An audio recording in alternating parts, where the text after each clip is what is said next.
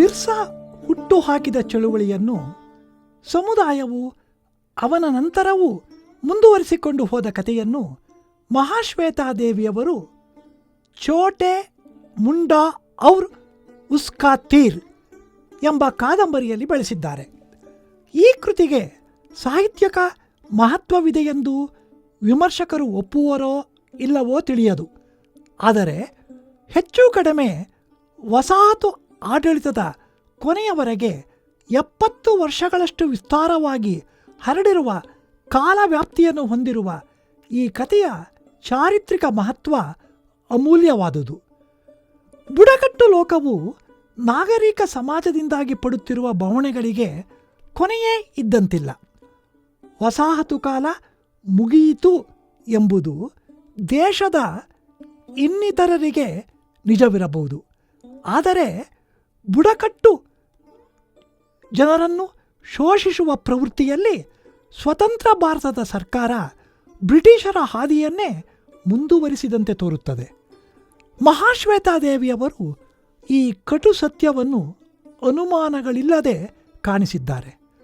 ಬ್ರಿಟಿಷರ ಪ್ರವೃತ್ತಿಯನ್ನು ಚರಿತ್ರೆಯ ನೆನಪಿನಾಳಕ್ಕೆ ಚಲಿಸಿ ತೋರಿಸಿದ್ದಾರಾದರೆ ನಮ್ಮದೇ ವರ್ತಮಾನದ ಪ್ರಾತ್ಯಕ್ಷಿಕೆಗಳಿಗೆ ಸಲ್ಲಿಸಿ ಸ್ವತಂತ್ರ ಸರ್ಕಾರದ ಪ್ರವೃತ್ತಿಯ ವರ್ತಮಾನದ ಕಟು ವಾಸ್ತವಗಳನ್ನು ನೇರವಾಗಿ ದಾಖಲಿಸಿದ್ದಾರೆ. ಬಿರ್ಸಾ ಮುಂಡಾನ ಚಳುವಳಿಗಳನ್ನು ಅವನ ಗೆಳೆಯನ ಡೈರಿ ಹೇಳುತ್ತದೆ. ಅಂದು ಕಣ್ಣಾರೆ ಇದನ್ನೆಲ್ಲ ಕಂಡವನಾದ ಬ್ರಿಟಿಷ್ ಅಧಿಕಾರಿ ಹೇಳುತ್ತಾನೆ. ಸ್ವಾತಂತ್ರ್ಯ ಪೂರ್ವದ ಬುಡಕಟ್ಟು ಬದುಕನ್ನು ಮಹಾಶ್ವೇತಾದೇವಿಯವರು ದಾಖಲಿಸಿರುವ ಸಂಗತಿ ಮಾನವ ಶಾಸ್ತ್ರ ಅಧ್ಯಯನಕಾರರು ಒಪ್ಪುವಷ್ಟು ಅಧಿಕೃತವಾಗಿದೆ. ಆ ಸಮುದಾಯವು ರೂಢಿಸಿಕೊಂಡಿದ್ದ ಹಲವು ಸಾಂಸ್ಕೃತಿಕ ವಿವರಗಳ ದಾಖಲೆ ಯಾವ ಸಮಾಜಶಾಸ್ತ್ರಜ್ಞರನ್ನಾದರೂ ಒಪ್ಪಿಸುವಂಥದ್ದು. ಅವರ ನಿಜಾಯತಿ, ನ್ಯಾಯ ನಿರ್ಣಯ ವಿಧಾನಗಳು ಆದರ್ಶದ ಮಾದರಿಗಳೇ ಆಗಿದ್ದವು. ಆದರೆ ಬ್ರಿಟಿಷರು ಈ ಸಮುದಾಯವನ್ನು ಕಳ್ಳರೆಂದು ಅಧಿಸೂಚಿತ ಕಪ್ಪು ಪಟ್ಟಿ ಮಾಡಿದ್ದನ್ನು ಸ್ವತಂತ್ರ ಭಾರತ ಸರ್ಕಾರವು ಅನುಮೋದಿಸುತ್ತದೆ. ಅವರ ಸಣ್ಣ ಪುಟ್ಟ ಚಟುವಟಿಕೆಗಳೂ ಕೂಡ ಈ ಕಣ್ಣಿಗೆ ದಂಗೆ ಏಳುವ ಮುನ್ಸೂಚನೆಗಳೆಂದು ಕಂಡುಬಿಡುತ್ತವೆ. ನಿಜವಾಗಿಯೂ ಈ ಮುಂಡಾವೀರರು ದಂಗೆ ಏಳಲೆಂದೇ ಸಿದ್ಧರಾದರೆ ಈ ಸರ್ಕಾರ ಉಳಿಯಲಾದೀತೆ ಎಂಬ ಪ್ರಶ್ನೆ ಬೇರೆ. ಮಹಾಶ್ವೇತಾದೇವಿಯವರು ಬುಡಕಟ್ಟು ಸಮುದಾಯಗಳು ಒಗ್ಗೂಡಿ ನಿಲ್ಲಬೇಕು ಎಂಬುದನ್ನು ತಮ್ಮ ಚಳುವಳಿಯ ಮುಖ್ಯ ಪ್ರಣಾಳಿಕೆ ಎಂಬಂತೆ ಅವರಿಗೆ ತಿಳಿಯ ಹೇಳುತ್ತಿದ್ದಾರೆ. ನಾಗರಿಕ ಸಮಾಜವು ಅವರನ್ನು ಪ್ರಧಾನ ಧಾರೆಯಿಂದ ಪ್ರತ್ಯೇಕಿಸಿಯೇ ಇಡುತ್ತದೆ. ಒಟ್ಟು ಭಾರತೀಯ ಪರಂಪರೆಯಲ್ಲಿ ಅವರು ಇಲ್ಲವೇ ಇಲ್ಲ ಎಂಬಂತೆ ವರ್ತಿಸುತ್ತದೆ. ಹಾಗಾದರೆ ಅವರು ಯಾರು? ಈ ದೇಶದಲ್ಲಿ ಅವರಿಗೆ ಏನೂ ಹಕ್ಕಿಲ್ಲವೇ? ಮಹಾಶ್ವೇತಾದೇವಿಯವರು ಈ ಪ್ರಶ್ನೆಗಳನ್ನು ಮುನ್ನೆಲೆಗೆ ತಂದು ಚಳುವಳಿಯನ್ನು ಕಟ್ಟುತ್ತಿದ್ದಾರೆ. ಸರ್ಕಾರದ ಈ ಪ್ರವೃತ್ತಿಯ ಮೂಲ ಕಾರಣಗಳು ಎಲ್ಲಿವೆ ಎಂಬ ಶೋಧಕ್ಕೆ ಮಹಾಶ್ವೇತಾದೇವಿಯವರು ತೊಡಗುತ್ತಾರೆ. ಅಲ್ಲಸಲ್ಲದ ಕಾನೂನು, ನ್ಯಾಯ, ಕಡತಗಳ ದಾಖಲೆ ಎಂಬ ಜಾಲಗಳನ್ನು ಬೀಸಿ ಜಮೀನ್ದಾರರು ಆಸೆಬುರುಕರಾಗಿ ಅರಣ್ಯ ಭೂಮಿಗಳ ಮೇಲೆ ಹಕ್ಕು ಸ್ಥಾಪಿಸಲಾರಂಭಿಸಿದ್ದಾರೆ. ಇವರಿಗೆ ಕೋರ್ಟು, ಪೊಲೀಸುಗಳೆಂಬ ಬೆಂಬಲ ಚೆನ್ನಾಗಿದೆ. ಅರಣ್ಯವಾಸಿಗಳು ಈ ಆಕ್ರಮಣಕ್ಕೆ ಸಿಲುಕಿ ತಲೆಮಾರುಗಳಿಂದ ತಾವು ಬಾಳಿ ಬದುಕಿದ ನೆಲೆಗಳನ್ನು ಬಿಡಬೇಕಾಗಿದೆ. ಅವರು ಎಲ್ಲಿಗೆ ಹೋಗಬೇಕು? ಕ್ರೈಸ್ತ ಮತ ಪ್ರಚಾರಕ್ಕೆ ಟೊಂಕ ಕಟ್ಟಿ ನಿಂತ ಮಿಷನರಿಗಳಿಗೆ ಇದೊಂದು ಹದವಾದ ಅವಕಾಶ. ಗೇಣು ಭೂಮಿ, ತುತ್ತು ಅನ್ನಕ್ಕಾಗಿ ಇವರನ್ನೆಲ್ಲ ಕ್ರೈಸ್ತ ಮತಕ್ಕೆ ಸೇರಿಸಿಬಿಡಬಹುದು. ತಮ್ಮ ನೆಲದಿಂದ ಬುಡಕಿತ್ತುಕೊಂಡು ಹೊರಡಬೇಕಾದ ಸಂಕಷ್ಟದಲ್ಲಿ ಬುಡಕಟ್ಟುಗಳವರು ತಮ್ಮ ಕೈಲಾದಷ್ಟು ಪ್ರತಿಭಟಿಸಿದ್ದರೆ ಆಶ್ಚರ್ಯವೇನಿಲ್ಲ. ಅದು ತೀರಾ ಸಹಜ. ಆದರೆ ಈ ಮಾತಿಗೆ ಸರ್ಕಾರದ ಅಧಿಕಾರಿಗಳು ಹಚ್ಚುವ ಬಣ್ಣವೇ ಬೇರೆ. ಅಲ್ಪ ಸ್ವಲ್ಪದ್ದಕ್ಕೆಲ್ಲ ಕೆರಳಿ ಬಿಡುತ್ತಾರೆ ಎಂದು ಅವರನ್ನು ವರ್ಣಿಸುತ್ತಾರೆ. ಅವರು ಕಳೆದುಕೊಂಡದ್ದು ಅಲ್ಪ ಸ್ವಲ್ಪವಲ್ಲ, ತಮ್ಮ ಜೀವನಾಧಾರವನ್ನು ಕಳೆದುಕೊಂಡಾಗಲೂ ಕೆರಳದೆ ಸೌಮ್ಯವಾಗಿರಬೇಕೆಂದರೆ ಹೇಗೆ? ಯಾರೋ ಪರಕೀಯರಾದ ಮಿಷನರಿಗಳು ಕಷ್ಟಕಾಲದಲ್ಲಿ ಆಶ್ರಯ ಕೊಟ್ಟರು ಎಂಬುದಕ್ಕೆ ಅವರೊಂದಿಗೆ ಎಷ್ಟೊಂದು ಶಾಂತಚಿತ್ತರಾಗಿ ಹೇಳಿದಂತೆ ಕೇಳಿಕೊಂಡು ಇದ್ದಾರೆಂಬುದು ಅವರ ಸ್ವಭಾವವನ್ನು ಸ್ಪಷ್ಟಪಡಿಸುತ್ತದೆ. ಬಿರ್ಸಾ ತನ್ನ ಜೀವಿತ ಕಾಲದಲ್ಲೇ ತನ್ನ ಜನರ ಪಾಲಿಗೆ ಭಗವಾನನೆಂದು ಕಾಣಿಸಿದ್ದರೆ, ಈ ಚೋಟೆ ಮುಂಡಾ ಇನ್ನೊಬ್ಬ ಮರಿನಾಯಕನಾಗಿ ದಂತಕಥೆಯಾಗಿದ್ದಾನೆ. ಗುರಿ ತಪ್ಪದ ಬಾಣದ ಮೊನೆಯಂತೆ ನೇರ ಬದುಕು. ಅರಣ್ಯೇರ್ ಅಧಿಕಾರ್ನಲ್ಲಿ ಬುಡಕಟ್ಟುಗಳವರನ್ನು ನಾಗರಿಕ ಸಮುದಾಯವು ಹೇಗೆಲ್ಲ ವಂಚಿಸುತ್ತದೆ ಎಂಬ ವಿವರಗಳು ಬಂದಿದ್ದರೆ, ಇಲ್ಲಿ ಬುಡಕಟ್ಟು ಜನರ ಗುಣ ಸ್ವಭಾವಗಳನ್ನು ಮೆಚ್ಚುಗೆಯಿಂದ ಪರಿಚಯಿಸುವ ವಿವರಗಳು ಹೆಚ್ಚಾಗಿ ಬಂದಿವೆ. ಸತ್ಯ, ಪ್ರಾಮಾಣಿಕತನ, ಸ್ನೇಹ, ವಿಧೇಯತೆಗಳು ಅವರ ಪರಂಪರೆಯಲ್ಲೇ ಮಿಳಿತವಾಗಿವೆ ಎಂಬಷ್ಟು ಸಹಜ ಗುಣಗಳಾಗಿವೆ. ಮುಂಡಾನಿಗೆ ಸಹಿಸಲಾರದ ಕೋಪ ಬಂದರೆ ಹೊಡೆದಾಡಿ ಬಡಿದಾಡುವುದಷ್ಟೇ ಅಲ್ಲ, ಕೊಲೆಯನ್ನೂ ಮಾಡಿಬಿಡುತ್ತಾನೆ. ಆದರೆ ಕೊಲೆ ಮಾಡುವಾಗಲೂ ಇದು ಈ ಅನ್ಯಾಯಕ್ಕೆ ಕೊಡುವ ಶಿಕ್ಷೆ ಎಂಬ ನಿಲುವು ಇರುತ್ತದೆಯೇ ಹೊರತು ತನ್ನ ಉಳಿವಿನ ಉಪಾಯವಾಗಿರುವುದಿಲ್ಲ. ಹಾಗಾಗಿ ಅವನಿಗೆ ಈ ಕೊಲೆಯ ಬಗ್ಗೆ ಯಾವುದೇ ಅಪರಾಧಿ ಪ್ರಜ್ಞೆ ಇಲ್ಲ. ಬದಲಿಗೆ ನ್ಯಾಯಾಧೀಶನ ನಿಲುವು ಇದೆ. ಇತರ ಜಾತಿ ಸಮುದಾಯಗಳ ಜನರಾದರೆ ಕೊಲೆ ಮಾಡಿದ್ದೇ ಮೊದಲು ಕಾಲಿಗೆ ಬುದ್ಧಿ ಹೇಳುತ್ತಾರೆ. ತಮ್ಮ ಈ ಕೃತ್ಯ ಯಾರ ಕಣ್ಣಿಗೂ ಕಾಣಬಾರದಂತೆ ಅವಿತಿಡಲು ಶತ ಪ್ರಯತ್ನ ಮಾಡುತ್ತಾರೆ. ಆದರೆ ನಾನು ಮಾಡುತ್ತಿರುವುದು ಸರಿಯಾಗಿದೆ, ನ್ಯಾಯಬದ್ಧವಾಗಿದೆ ಎಂಬ ನಂಬಿಕೆಯಿಂದಲೇ ಒಂದು ಕೊಲೆ ಮಾಡುವ ಒಬ್ಬ ಮುಂಡ ಅಥವಾ ಒಬ್ಬ ವರೆಯಾನ್ ಹೆದರಿ ಜಾಗ ಖಾಲಿ ಮಾಡಿ ಓಡಿ ಹೋಗುವುದಿಲ್ಲ. ಬದುಕಿನ ಉದ್ದಕ್ಕೂ ಜಮೀನ್ದಾರರ ಕ್ರೌರ್ಯವನ್ನು ಸಹಿಸುತ್ತಲೇ ಬಂದ ಮುಂಡ ದುಃಖಿಯ. ಅದೇನೆಂದು ಅವನ ಅಪ್ಪ ಅಮ್ಮ ಆ ಹೆಸರನ್ನು ಅವನಿಗಿಟ್ಟರೋ, ಆ ದುಃಖಿಯಾಗೆ ಜಮೀನ್ದಾರ ನಿರಂತರವಾಗಿ ನೋವು ಕೊಟ್ಟ, ಹಿಂಸಿಸಿದ, ಅವಮಾನಿಸಿದ. ದುಃಖಿಯಾನ ಸಹನೆಯ ಕಟ್ಟೆಯು ಒಡೆದು ಹೋಯಿತು. ಜಮೀನ್ದಾರರನ್ನು ಕೊಂದು ಹಾಕಿದ. ನೇರವಾಗಿ ತಾನೇ ಹೋಗಿ ಪೊಲೀಸರಿಗೆ ಶರಣಾದ. ತಾನೇ ಕೊಂದದ್ದು ಎಂದು ಹೇಳಿಕೊಂಡ. ಮನಸ್ಸು ಮಾಡಿದ್ದರೆ ಅವನು ಎಲ್ಲಿಗಾದರೂ ಓಡಿ ಹೋಗಬಹುದಿತ್ತು. ಸಿಕ್ಕಿಬಿದ್ದರೂ ತನಗೇನೂ ಗೊತ್ತಿಲ್ಲ ಎಂದು ಹೇಳಬಹುದಿತ್ತು. ಆದರೆ ಇದು ಒಬ್ಬ ಮುಂಡಾನ ಸ್ವಭಾವಕ್ಕೆ ಬಂದದ್ದಲ್ಲ. ಬುಡಕಟ್ಟು ಜನರ ಇಂತಹ ನಡವಳಿಕೆಗಳನ್ನು ನಾಗರಿಕರು ಮೂರ್ಖತನವೆಂದೋ, ಅಜ್ಞಾನವೆಂದೋ, ಹಿಂದುಳಿದ ಬುದ್ಧಿಯೆಂದೋ ವ್ಯಾಖ್ಯಾನಿಸುತ್ತಾರೆ ಎಂಬುದು ಸಹಜವೇ. ಕಾದಂಬರಿಯ ಕೇಂದ್ರ ವಸ್ತು ಜೀತ ಪದ್ಧತಿ. ಛೋಟ ಮುಂಡಾ ಈ ಪದ್ಧತಿಯ ವಿರುದ್ಧ ಸಿಡಿದು ನಿಂತವನು. ಕೂಲಿ ಇಲ್ಲದ ಅವಮಾನಕರವಾದ ದುಡಿಮೆಯನ್ನು ಒಪ್ಪಿಕೊಳ್ಳಲು ಅವನು ಸಿದ್ಧನಿಲ್ಲ. ಅಪ್ಪ ಅಜ್ಜಂದಿರು ಮಾಡಿದ ಸಾಲಕ್ಕೆ ನೀನು ಜೀತದಾಳಾಗಬೇಕು ಎಂಬುದು ಜೀತ ಪದ್ಧತಿಯ ಮೂಲಮಂತ್ರ. ಹಿರಿಯರ ಸಾಲಕ್ಕೆ ತಾನು ಜವಾಬ್ದಾರನಲ್ಲವೆಂದೇನೂ ಮುಂಡಾ ಹೇಳುತ್ತಿಲ್ಲ. ನನ್ನ ದುಡಿಮೆಯ ಲೆಕ್ಕಕ್ಕೆ ಸಾಲವನ್ನು ವಜಾ ಮಾಡಿ ಎಂದಷ್ಟೇ ಕೇಳುತ್ತಿದ್ದಾನೆ. ವರ್ಷಗಟ್ಟಲೆ ಕೂಲಿ ಇಲ್ಲದೆ ದುಡಿದರೂ ಸಾಲಕ್ಕೆ ಜಮೆಯಾಗುವುದಿಲ್ಲವೆಂದು ತನ್ನ ಮಕ್ಕಳು ಮೊಮ್ಮಕ್ಕಳ ತಲೆಗೂ ಅದು ಬೆಳೆಯುತ್ತಲೇ ಹೋಗುವುದೆಂದು ಅವನಿಗೆ ಅರ್ಥವಾಗಿದೆ. ಸರ್ಕಾರವು ಬರ ಪರಿಹಾರವೆಂದು ಒಂದಿಷ್ಟು ಹಣ ಬಿಡುಗಡೆ ಮಾಡಿದರೆ ಅದೇನು ಈ ಬರಪೀಡಿತರನ್ನು ತಲುಪುವುದಿಲ್ಲ. ಏಕೆಂದರೆ ಸರ್ಕಾರದ ಹಣದ ಹಂಚಿಕೆ ತಹಶೀಲ್ದಾರ ಹಾಗೂ ದರೋಗರು ಸಿದ್ಧಪಡಿಸುವ ವರದಿಗಳನ್ನು ಆಧರಿಸಿ ನಡೆಯುತ್ತದೆ. ಆದರೆ ಈ ಸರ್ಕಾರಿ ಅಧಿಕಾರಿಗಳು ಲೇವಾದೇವಿಗಾರರು ಆದ ಜಮೀನ್ದಾರರೊಂದಿಗೆ ಶಾಮೀಲಾದವರೇ ಆಗಿರುತ್ತಾರೆಂಬುದು ಛೋಟ ಮುಂಡಾನಿಗೆ ಗೊತ್ತಿದೆ.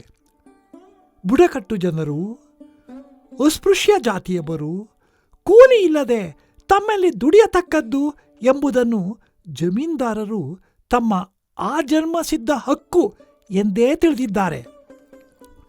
ಛೋಟ ಇದನ್ನು ಸಹಿಸಲಾರ. ಇಂತಹ ಶೋಷಣೆಯ ಎದುರು ಗಟ್ಟಿಯಾಗಿ ನಿಲ್ಲದೆ ಸೋಲುವುದು ಅವನಿಗಿಷ್ಟವಿಲ್ಲ.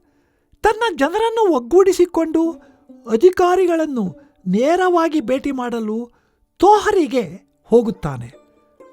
ಮುಂಡಾಗಳು, ಗಂಜರು, ದುಸದರು ಎಲ್ಲರೂ ಹೀಗೆ ಒಗ್ಗೂಡಿ ಬಂದದ್ದನ್ನು ನೋಡಿ ಅಧಿಕಾರಿ ಆಶ್ಚರ್ಯಚಕಿತನಾಗುತ್ತಾನೆ. ಹಸಿವು ನಮ್ಮನ್ನು ಹೀಗೆ ಒಗ್ಗೂಡಿಸುತ್ತದೆಯೇ ಹೊರತು ಯಾರೊಂದಿಗೂ ನಮಗೆ ಜಗಳವಿಲ್ಲ ಎಂದು ಮುಂಡ ಅಧಿಕಾರಿಗೆ ಮನಗಾಣಿಸುತ್ತಾನೆ. ಕುರ್ಮಿ ಗ್ರಾಮದ ಜನ ಈ ಜೀತ ಪದ್ಧತಿಯಿಂದ ಮುಕ್ತಿಯನ್ನು ಪಡೆಯಲು ಮಿಷನರಿಗಳ ಬಳಿಗೆ ಹೋದರಾದೀತು ಎನ್ನುವವರು. ತಮ್ಮ ಸ್ವಂತದ ಸಂಪ್ರದಾಯ, ಪರಂಪರೆ, ಹಬ್ಬ ಆಚರಣೆಗಳನ್ನು ಬಿಟ್ಟುಕೊಡುವುದು ಹೇಗೆ ಎಂಬುದು ಎಲ್ಲರಿಗೂ ಚಿಂತೆಯೇ.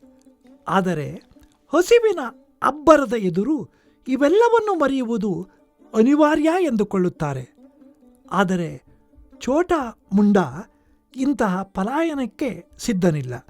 ಇಲ್ಲೇ ಇದ್ದು ಈ ಅಮಾನವೀಯ ಪದ್ಧತಿಯನ್ನು ಕೊನೆಗಾಣಿಸಲು ಹೋರಾಡುತ್ತೇನೆ ಎಂದು ನಿರ್ಧರಿಸುತ್ತಾನೆ. ಗುರಿ ತಪ್ಪದ ಬಾಣ ಅವನ ಮುಖ್ಯ ಸಂಪತ್ತು. ಜನರನ್ನು ಮನವೊಲಿಸಿ ಒಗ್ಗೂಡಿಸುವ ಅವನ ಶಕ್ತಿಯೇ ಅವನ ನಂಬಿಕೆ. ಅವನೇನು ಈ ಹೋರಾಟದಲ್ಲಿ ತಮಗೆ ಅಂತಿಮವಾಗಿ ಜಯ ಲಭಿಸುತ್ತದೆ ಎಂಬ ಖಚಿತವಾದ ಆಸೆಯನ್ನು ಹೊಂದಿಲ್ಲ. ಆದರೂ ನಿರಂತರವಾಗಿ ನಡೆಯುತ್ತಲೇ ಹೋಗಬೇಕಾದ ಈ ಹೋರಾಟಕ್ಕೆ ಈ ಬಗೆಯ ನಿರಂತರ ಸಿದ್ಧತೆಯು ಅನಿವಾರ್ಯವೇ? ಮಹಾಶ್ವೇತಾದೇವಿಯವರಿಗೂ ಈ ಹೋರಾಟಗಳು ಥಟ್ಟನೆ ಬದಲಾವಣೆಗಳನ್ನು ತಂದು ಬಿಡುತ್ತವೆ ಎಂಬ ಖಚಿತತೆ ಇಲ್ಲ. ದೀರ್ಘಕಾಲದ ಹೋರಾಟಗಳ ನಂತರವೂ ಅಂಚಿನ ಸಮುದಾಯಗಳ ಬವಣೆಗಳೇನೂ ಕೊನೆಗೊಂಡಿಲ್ಲ ಎಂಬುದನ್ನು ಅವರೇನೂ ಕಾಣದವರಲ್ಲ. ಆದರೆ ಈ ಹೋರಾಟಗಳು ಬುಡಕಟ್ಟು ಜನರಲ್ಲಿ ತೀವ್ರವಾದ ಜಾಗೃತಿಯನ್ನು ಮೂಡಿಸಿವೆ ಎಂಬುದಂತೂ ಸ್ಪಷ್ಟ. ಇದೇನೂ ಸಾಮಾನ್ಯ ಸಾಧನೆಯಲ್ಲ. ಅವರು ಈಗ ತಮ್ಮ ಮೇಲೆ ನಡೆಯುವ ದಬ್ಬಾಳಿಕೆಯ ಕಾರಣಗಳನ್ನು ಶೋಧಿಸಬಲ್ಲರು. ತಮ್ಮೊಳಗೆ ಪರಸ್ಪರದ ಸ್ನೇಹ ಸಂಬಂಧಗಳು ಗಾಢವಾಗಿ ತಾವೆಲ್ಲರೂ ಒಗ್ಗೂಡಿದರೆ ಈ ಶೋಷಣೆಯ ಕ್ರೌರ್ಯವನ್ನು ಎಷ್ಟೋ ಸದೆಬಡಿಯಬಹುದು ಎಂಬ ವಿಶ್ವಾಸ ಅವರಲ್ಲಿ ಮೂಡುತ್ತಿದೆ. ಸರ್ಕಾರವು ಏನೇ ಹೇಳುತ್ತಿದ್ದರೂ ಅಂಚಿನ ಸಮುದಾಯದೊಂದಿಗೆ ಬೆರೆತು ಬಾಳಲು ಎಂದೂ ಸಿದ್ಧವಿಲ್ಲದ ನಾಗರಿಕ ಸಮಾಜವನ್ನಷ್ಟೇ ಒಳಗಿನಿಂದ ಬೆಂಬಲಿಸುತ್ತದೆ ಎಂಬುದು ಅವರಿಗೆ ಚೆನ್ನಾಗಿಯೇ ಅರ್ಥವಾಗುತ್ತಿದೆ. ಸರ್ಕಾರವು ಎಲ್ಲದಕ್ಕೂ ತನ್ನ ಪರವಾಗಿ ಛೂ ಬಿಡಲು ಆಡಳಿತಾಧಿಕಾರಿಗಳನ್ನು ಸಾಕಿಕೊಂಡಿದೆ. ಜನರೊಂದಿಗೆ ಅದು ನೇರವಾಗಿ ವ್ಯವಹರಿಸುವುದೇ ಇಲ್ಲ. ಒಂದು ವೇಳೆ ಆಡಳಿತಾಧಿಕಾರಿಗಳು ಸಂವೇದನಾಶೀಲರಾಗಿದ್ದು ಜನರೊಂದಿಗೆ ಸಹಾನುಭೂತಿಯಿಂದ ವರ್ತಿಸಿದರೆ ಅವರಿಗೆ ವರ್ಗಾವಣೆಯಂತಹ ಕಿರುಕುಳಗಳು ಸಾಮಾನ್ಯ. ಏಕೆಂದರೆ ಜಮೀನ್ದಾರರಿಗೆ, ಲೇವಾದೇವಿಗಾರರಿಗೆ ಇಂತಹ ಅಧಿಕಾರಿಗಳಿಂದ ಸುಮ್ಮನೆ ತೊಂದರೆಯಾಗುತ್ತದೆ. ಚಳುವಳಿಗಳನ್ನು ಕಟ್ಟಿ ಬೆಳೆಸುತ್ತಾ ಅದರೊಳಗೆ ಒಂದಾಗಿರುವ ಮಹಾಶ್ವೇತಾದೇವಿಯವರೇನು ಅವಿದ್ಯಾವಂತರಲ್ಲವಲ್ಲ. ಅವರು ರಾಜಕೀಯದ ಒಳ ಹೊರಗುಗಳನ್ನು ಕಂಡು ಬಂದವರು. ಈ ಅನುಭವ ಕೂಡ ಅವರು ನಡೆಸುವ ಹೋರಾಟಗಳ ಒಂದು ಮುಖ್ಯ ಆಯುಧವಾಗಿ ಕೆಲಸವ ನಿರ್ವಹಿಸುತ್ತಿದೆ. ಆಕೆಯ ದೃಷ್ಟಿಯಲ್ಲಿ ದೇಶದ ಸ್ವಾತಂತ್ರ್ಯ ಎದ್ದರೆ ಬ್ರಿಟಿಷರ ಆಡಳಿತದಿಂದ ಮುಕ್ತಿ ಎಂಬಷ್ಟಕ್ಕೆ ನಿಲ್ಲುವ ಮಿತಿಯದಲ್ಲ. ಬದಲಿಗೆ ನಮ್ಮೊಳಗೆ ಕ್ಯಾನ್ಸರ್ ಗಡ್ಡೆಗಳಂತೆ ಹಬ್ಬಿ ಹರಡಿಕೊಂಡಿರುವ ಶೋಷಣೆಗಳಿಂದಲೂ ಜನರಿಗೆ ಮುಕ್ತಿ ದೊರೆಯಬೇಕು. ಇಂತಹ ಚಳುವಳಿಗಳನ್ನು ದಮನಿತ ಸಮುದಾಯಗಳು ಬೇಕಾದರೆ ನಡೆಸಿಕೊಳ್ಳುತ್ತಾರೆ ಎಂಬ ನಿರ್ಲಿಪ್ತತೆಯನ್ನು ಪ್ರಧಾನಧಾರಿಯವರು ತೋರುವುದು ತೀವ್ರ ಅಕ್ಷಮ್ಯ ಅಪರಾಧವೇ ಆಗುತ್ತದೆ. ಸರ್ಕಾರವು ಕಲ್ಪಿಸುವ ಎಲ್ಲ ಅಭಿವೃದ್ಧಿ ಚಿಂತನೆಗಳು, ಯೋಜನೆಗಳು ಹಾಗೂ ಕಾರ್ಯಕ್ರಮಗಳು ಈ ಅಂಚಿನ ಸಮುದಾಯದವರನ್ನು ಹೊರಗಿಡುತ್ತವೆ ಎನ್ನುವುದಾದರೆ, ಭಾರತೀಯರು ಎಂಬ ಸಮುದಾಯದಿಂದಲೇ ಅವರನ್ನು ಹೊರಗಿಟ್ಟಂತೆ ಅಲ್ಲವೇ? ಸಂವಿಧಾನ, ಕಾನೂನು, ಕೋರ್ಟು, ಕಚೇರಿ, ಪೊಲೀಸು, ರಕ್ಷಣೆ, ನ್ಯಾಯ ಎಂಬ ಎಲ್ಲವೂ ಈ ಬುಡಕಟ್ಟುಗಳವರನ್ನು ಏಕೆ ಹೊರತುಪಡಿಸಿ ಇಡುತ್ತವೆ ಎಂಬುದು ಅರ್ಥವೇ ಆಗದ ಸಂಗತಿ. ಒಂದು ತುಂಡು ಭೂಮಿಯ ಕನಸೂ ಕೂಡ ಒಬ್ಬ ಮುಂಡಾನ ಬದುಕಿನಲ್ಲಿ ಬರಲಾರದು. ಆದರೆ ವಾಸ್ತವದಲ್ಲಿ ಅವನೇ ಭೂಮಿಯ ನಿಜವಾದ ಹಕ್ಕುದಾರ. ಜಮೀನ್ದಾರ ಕೆಲವೊಮ್ಮೆ ಒಂದು ತುಂಡು ಪಾಳು ನೆಲವನ್ನು ಅವನಿಗೆ ದಯಪಾಲಿಸಬಹುದು. ಕಲ್ಲು ಭೂಮಿಯಲ್ಲಿ ಮುಂಡ ದುಡಿಯುತ್ತಾನೆ ಎಂದುಕೊಳ್ಳಿ, ಅದರಲ್ಲಿ ಒಂದಿಷ್ಟು ಹಸಿರು ಕಂಡಿತೋ, ಅಲ್ಲಿಗೆ ಕತೆ ಮುಗಿಯಿತು. ಜಮೀನ್ದಾರನ ಕಣ್ಣು ಇದರ ಮೇಲೆ. ತಡವಿಲ್ಲದೆ ಕಸಿದುಕೊಳ್ಳುವುದು ಅವನ ಹಕ್ಕೇ ಆಗುತ್ತದೆ. ದೇಶದ ಆರ್ಥಿಕ ನೀತಿಗಳನ್ನು ಕುರಿತು, ರಾಷ್ಟ್ರೀಯ ಅಭಿವೃದ್ಧಿಯ ಚಿಂತನೆಗಳನ್ನು ಕುರಿತು ಮಹಾಶ್ವೇತಾದೇವಿಯವರು ತುಂಬ ನಿಷ್ಠುರವಾಗಿ ಟೀಕೆ ಮಾಡುತ್ತಾರೆ. ಸರ್ಕಾರದ ಪ್ರತಿಯೊಂದು ಕಾರ್ಯಕ್ರಮವೂ ಅಸಂಖ್ಯ ದಲ್ಲಾಳಿಗಳನ್ನು ಹುಟ್ಟುಹಾಕುವಂಥವೇ ಆಗಿವೆ. ಬುಡಕಟ್ಟುಗಳಲ್ಲಿ ಒಬ್ಬರಿಗೂ ಈ ಪ್ರಾತಿನಿಧ್ಯವಿಲ್ಲ. ಅವರೇನಿದ್ದರೂ ಈ ಕಂಟ್ರಾಕ್ಟರ್ಗಳ ಮೂಲಕ ಬರಬೇಕಾದ ಅಷ್ಟಿಷ್ಟು ಅನುಕೂಲಕ್ಕೆ ಸದಾ ಕೈಯೊಡ್ಡಿ ನಡುಬಗ್ಗಿ ಅವರೆದುರು ನಿಲ್ಲಬೇಕಷ್ಟೆ. ಇವೆಲ್ಲ ಕಾರ್ಯಕ್ರಮಗಳನ್ನು ನಡೆಸುವ ಠೇಕೆದಾರಿಯ ದಳ್ಳಾಳಿ ಕೆಲವು ವರ್ಷಗಳಲ್ಲಿ ದೊಡ್ಡ ಉದ್ಯಮಿಯಾಗಿ ಬೆಳೆಯುತ್ತಿರುತ್ತಾನೆ. ಕೈಯೊಡ್ಡಿ ನಿಲ್ಲಬೇಕಾದ ಬುಡಕಟ್ಟಿನವರು ಅಲ್ಲಿ ಮೈ ಮುರಿದು ದುಡಿಯುವ ಕೂಲಿ ಆಳುಗಳಾಗಿಯೇ ಉಳಿದು ಬಿಡುತ್ತಾರೆ. ನಡೆಸುವವನು ಕಂಟ್ರಾಕ್ಟರ್, ದುಡಿಯುವವರು ಬುಡಕಟ್ಟಿನವರು ಎಂದ ಮೇಲೆ ಲಾಭ ಅವನದು, ದುಡಿಮೆ ಇವರದು ಎಂಬುದು ನಿಚ್ಚಳವೇ. ಲೇವಾದೇವಿ, ಜಮೀನ್ದಾರಿ ಪದ್ಧತಿಗಳೆಂಬವೇ ಹೊಸ ರೂಪಗಳಲ್ಲಿ ಕಾಣಿಸಿಕೊಳ್ಳುತ್ತವೆಯಷ್ಟೇ. ಕಥೆಯ ವಿವರಗಳ ಅಂತರ್ಗತವಾಗಿಯೇ ನಮ್ಮ ಆಧುನಿಕ ಅಭಿವೃದ್ಧಿ ಚಿಂತನೆಗಳನ್ನು ಕುರಿತ ವಿಮರ್ಶೆಯೂ ಹೆಣೆದುಕೊಳ್ಳುತ್ತಾ ಹೋಗುತ್ತದೆ. ಜೀತ ಪದ್ಧತಿಯನ್ನು ನಿರ್ಮೂಲವಾಗಿಸಬೇಕೆಂದು ಸರ್ಕಾರ ಹೇಳಿತೆಂಬುದು ನಿಜ. ಆದರೆ ತಾನು ಕೊಟ್ಟ ಭರವಸೆಗೆ ಬದ್ಧವಾಗಿ ಅದು ಕ್ರಿಯಾಶೀಲವಾಯಿತೇ ಎಂಬುದು ಮಾತ್ರ ಪ್ರಶ್ನೆಯಾಗಿಯೇ ಉಳಿದಿದೆ ಎನ್ನುವುದು ಕಥೆಯ ಮುಖ್ಯ ತಿರುಳು. ಕತೆ ಇಷ್ಟಕ್ಕೆ ನಿಂತರೆ ಅದು ಹರಡುವ ನಿರಾಶಾವಾದಕ್ಕೆ ಕೊನೆಯೇ ಇಲ್ಲವಾಗುತ್ತದೆ. ಆದರೆ ಛೋಟಾ ಮುಂಡಾ ಜೈಲಿಗೆ ಹೋಗುವ ಮುನ್ನ ತನ್ನ ಗುರಿ ತಪ್ಪದ ಬಾಣವನ್ನು ಹುಡುಗ ಹರಮುಗೆ ರವಾನಿಸುತ್ತಾನೆ. ಹೋರಾಟ ನಿರಂತರವಾಗುತ್ತದೆ.